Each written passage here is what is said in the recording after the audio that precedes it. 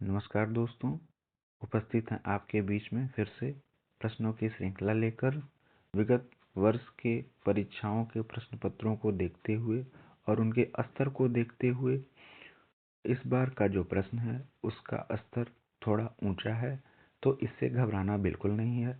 तो शुरू करते हैं पहले प्रश्न से। इलाहाबादी अमरूद मीठे होते हैं, यहाँ क्या विशेषता बताई जा रही है? दशा, गंध, स्वाद, स्थान। इलाहाबादी अमरूद मीठे होते हैं, इस वाक्य में स्थान का बोध हुआ है जो कि इलाहाबाद है, इसलिए यहाँ स्थानवाचक विशेषण होगा, न कि दशा होगा, न गंध होगा, न स्वाद होगा। इसका सही उत्तर होगा स्थानवाचक विशेषण। अगला क्वेश्चन है आप लोगों के बीच में, कहानी का बहुवचन। कहानी का बहुवचन क्या है? पहला है कहानियां, कहानियां, कहानी, कहानियों। इसका सही उत्तर होगा कहानियां। कहानियां इसका सही उत्तर होगा। कहानी का बहुवचन कहानियां होगा। विभक्ति रहित इकारांत या इकारांत स्त्रीलिंग संज्ञाओं में अंत्यंत यानी कि ई को ह्रस्व स्वर अंतिम वर्ड के बाद यहाँ जोड़ा जाता है। जैसे इसका अंतिम वर्ड क्या है? कहानी। इसमें ई शब्द आया है, इसलिए इसका जब बहुवचन बनाएंगे तो क्या हो जाएगा? कहानियां।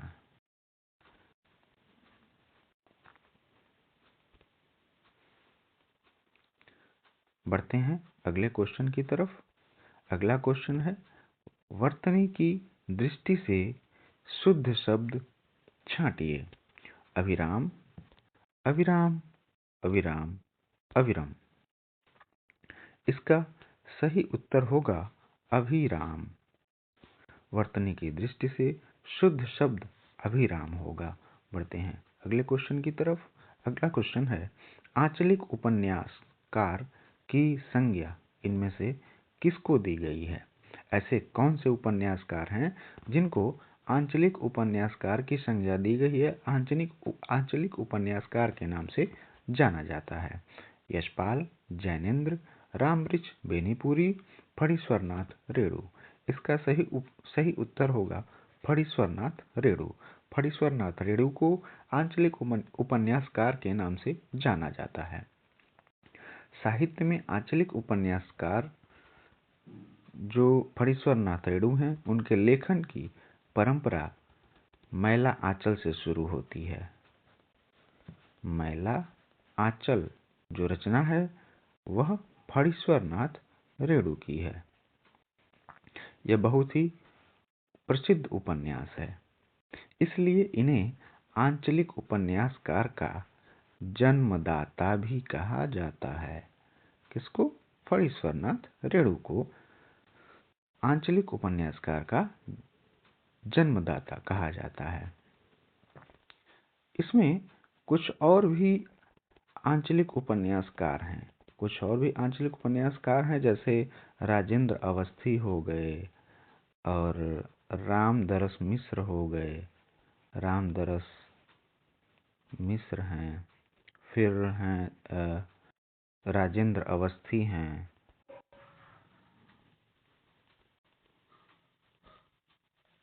और शैलेश मटियानी हैं, देवेंद्र सत्यार्थी हैं। बहुत सारे आंचलिक उपन्यासकार हैं।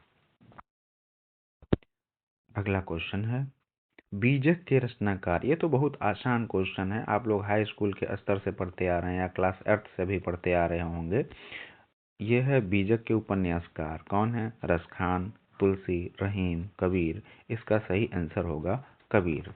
बीजक के रचनाकार कबीर है। बीजक को 3 भाग में बांटा गया है। एक है आपका साखी है, फिर शबद है और रामायणी है। ये बीजक के भाग हैं। बीजक के 3 भाग हैं, साखी, शबद, रामायणी। अगला प्रश्न है, बंधन शब्द का उचित विलोम शब्द कौन सा है? स्वतंत्र, कैद, मुक्ति, बंदी। इसका सही आंसर होगा मुक्ति। बंधन का उचित विलोम शब्द मुक्ति होगा। स्वतंत्र का विलोम क्या होता है? परतंत्र होता है। कैद का होता है आजाद। कैद का आजाद होता है, स्वतंत्र का परतंत्र होता है, मुक्ति का बंधन होता है। अगला प्रश्न है, जो खग हो तो बसेरो, करौ मिली कालिंदी कूल, खाली स्थान है कि डाल? जो खाली स्थान है वहाँ सही शब्द कौन सा होगा? यहाँ सही शब्द होगा कदम्ब। यहाँ सही शब्द क्या होगा? कदम्ब। कदम्ब यहाँ सही शब्द होगा।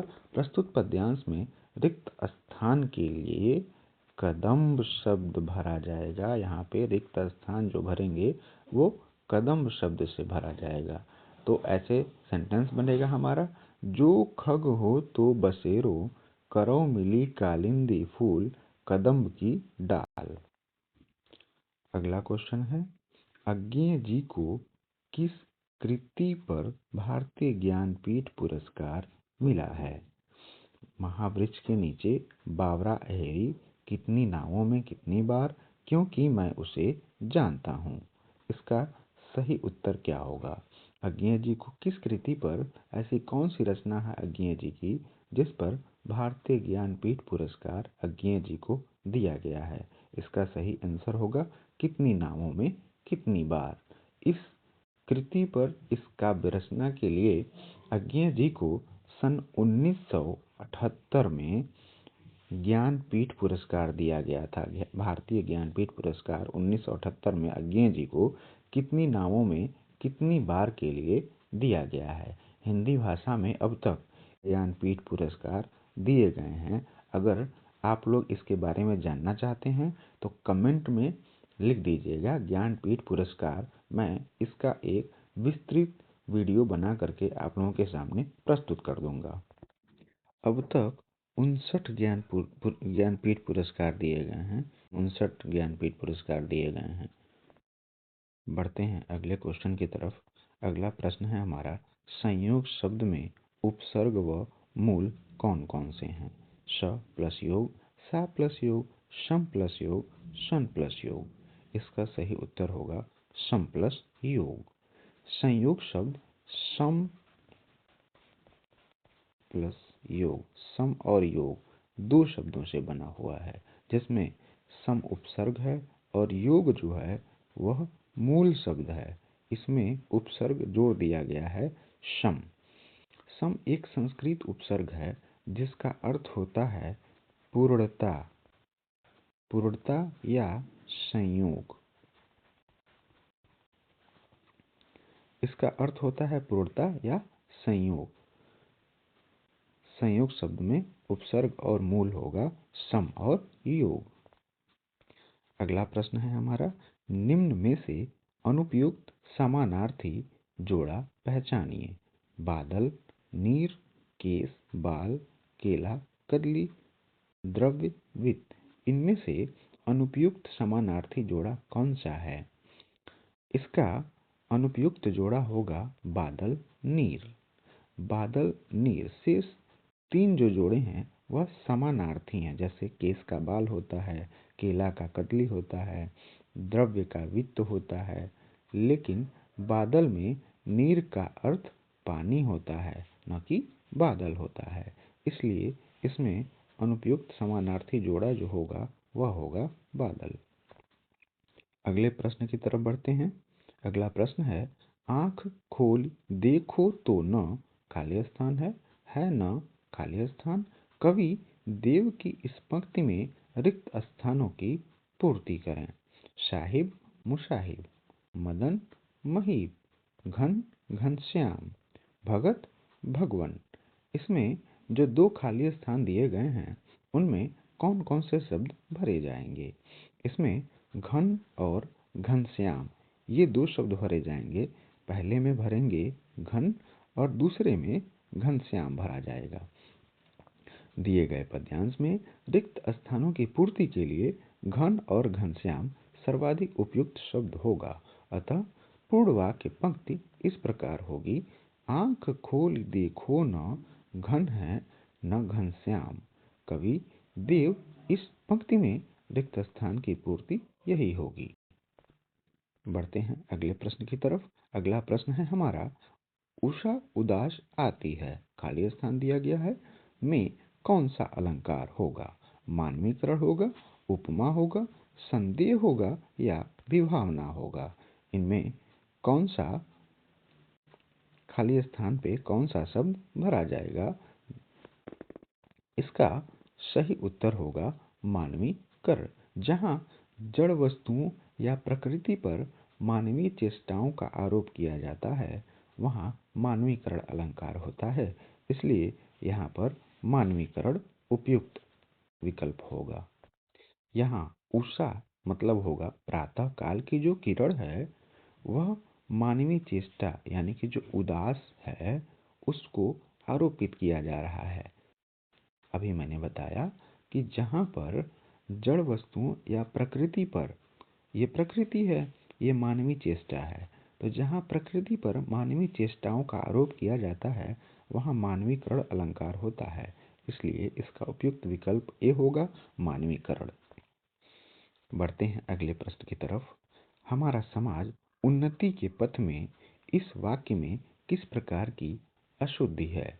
वचन की दृष्टि से अशुद्धि है या कारक की दृष्टि से अशुद्धि है, संज्ञा या लिंग की दृष्टि से अशुद्धि है? इसका सही विकल्प होगा कारक। दिए गए वाक्य में कारक संबंधी अशुद्धि है, न कि वचन संबंधी, न संज्ञा संबंधी, न लिंग संबंधी। इस वाक्य में पथ में प्रयोग किया गया है, जिसके स्थान पर पथ पर होगा। पथ में न होकर के क्या होगा? पथ पर। यहाँ पथ पर होना चाहिए, इसलिए यहाँ कारक संबंधी अशुद्धि है। तो हमारा जो वाक्य है वो इस प्रकार बनेगा, हमारा समाज उन्नति के पथ पर है। बढ़ते हैं अगले प्रश्न की तरफ। हमारा अगला प्रश्न है, निम्नलिखित वाक्यों में अशुद्ध वाक्य पहचानिए। पहला ऑप्शन है, उसे जल्दी घर जाना था, मुझे वहां जाना है, वे लोग जा रहे हैं, पिता ने मेरे से कहा। इसमें अशुद्ध वाक्य कौन सा है? इसमें अशुद्ध वाक्य होगा पिता ने मेरे से कहा। इसका शुद्ध रूप होगा पिता ने मुझसे कहा, न कि पिता ने मेरे से कहा। इसलिए यहाँ जो अशुद्ध वाक्य होगा वो होगा पिता ने मेरे से कहा, इसके स्थान पर होगा पिता ने मुझसे कहा। ये विकल्प उपयुक्त होगा। बढ़ते हैं अगले प्रश्न की तरफ। हमारा अगला प्रश्न है, संधि के 3 भेद होते हैं।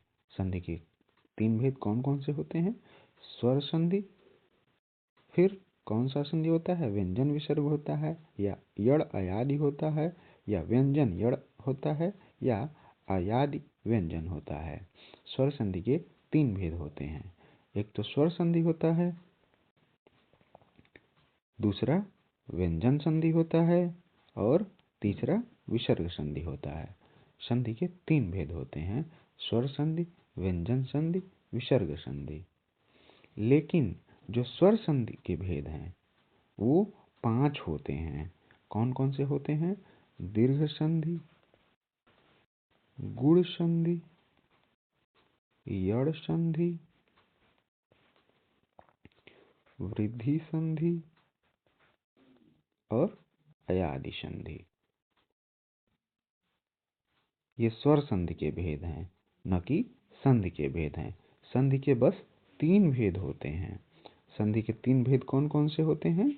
स्वर संधि होता है, व्यंजन संधि होता है और विसर्ग संधि होता है।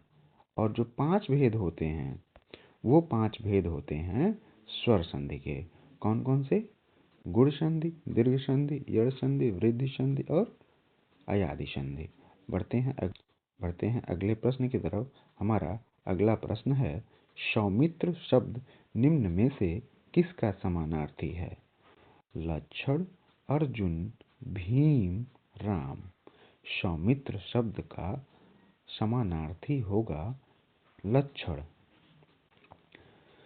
लक्षण के अन्य समानार्थी शब्द भी हैं, जैसे लखन है और शेषावतार है और है रामानुज, और भी इसके समानार्थी शब्द होंगे। और अर्जुन जो है, यहाँ जो अर्जुन दिया गया है, इसके और भी समानार्थी होते हैं, जैसे धनंजय होता है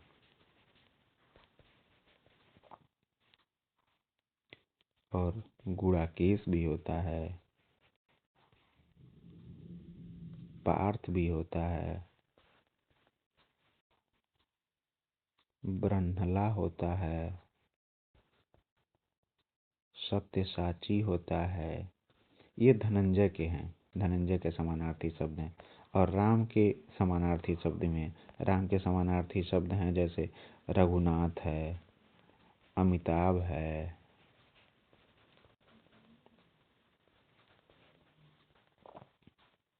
दशरथ नंदन है। दशरथ जी के पुत्र थे, इसलिए इनको दशरथ नंदन कहा जाता है।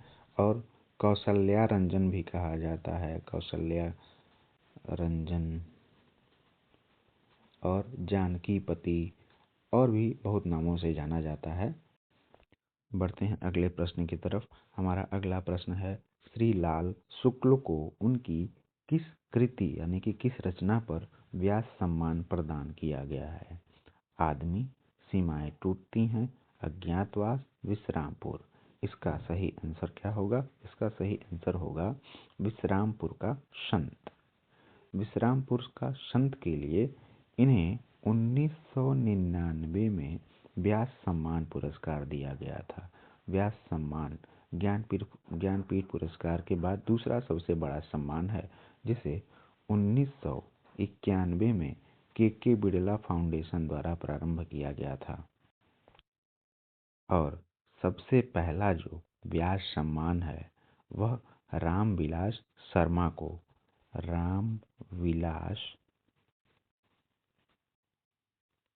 रामविलास शर्मा को 1991 में दिया गया था। अब बढ़ते हैं, हमारा अगला प्रश्न है, मुदित महीपति मंदिर आए, सेवक सचिव सुमंत्र बुलाए। पंक्ति में उपयुक्त अलंकार कौन सा होगा? अनुप्रास, वक्रोक्ति, यमक, श्लेष। इसमें उपयुक्त अलंकार होगा अनुप्रास। अनुप्रास का जो परिभाषा है वो ये होता है, जहाँ पर वर्णों और व्यंजनों की साम्यता के आधार पर एक से अधिक बार आवृत्ति हो, यानी कि जहाँ पर जो वर्ड हैं उनकी आवृत्ति बार बार होती है, वहाँ पर अनुप्रास अलंकार होता है। यहाँ पर जो म वर्ड है और जो स वर्ड है वो बार बार आए हुए हैं, इसलिए यहाँ पर अनुप्रास अलंकार होगा। बढ़ते हैं अगले प्रश्न की तरफ। हमारा अगला प्रश्न है, मोक्ष की इच्छा रखने वाला क्या कहलाता है? कर्मठ, मुमुक्षु, उत्सुक, जिज्ञासु। इसका सही उत्तर क्या होगा? इसका सही उत्तर होगा मुमुक्षु। मोक्ष की इच्छा रखने वाले को क्या कहते हैं? मुमुक्षु। और जिज्ञासा करने वाले को क्या कहते हैं? जिज्ञासु। जिज्ञासा करने वाले को जिज्ञासु को बोलते हैं। और कुशलता पूर्वक कार्य करने वाला कर्मठ होता है। उत्साह रखने वाला जो होता है वो उत्सुक होता है, लेकिन मोक्ष की इच्छा रखने वाला क्या होगा? मुमुक्षु होगा। बढ़ते हैं अगले प्रश्न की तरफ। हमारा अगला प्रश्न है, एक करेला खाली स्थान है, लोकोक्ति पूर्ण करिए। ये बहुत ही प्रसिद्ध लोकोक्ति है।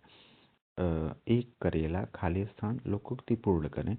ये 4 ऑप्शन दिए गए हैं, इन चारों ऑप्शन में से कौन सा होगा? दूजा भंग चढ़ा, दूजा नीम चढ़ा, दूजा पेड़ चढ़ा, दूजा नीच चढ़ा। इसका सही आंसर होगा दूजा नीम चढ़ा। प्रस्तुत लोकोक्ति का पूर्ण रूप होगा, एक तो करेला, दूजा नीम चढ़ा होगा। इसका अर्थ है बुरे और बुरे के साथ संगति होना। बुरे और बुरे के साथ संगति होना। एक छोटे से सहयोग की अपेक्षा रखते हैं। अगर हमारा वीडियो आप लोगों को अच्छा लगा होगा तो एक लाइक की अपेक्षा रखते हैं। धन्यवाद।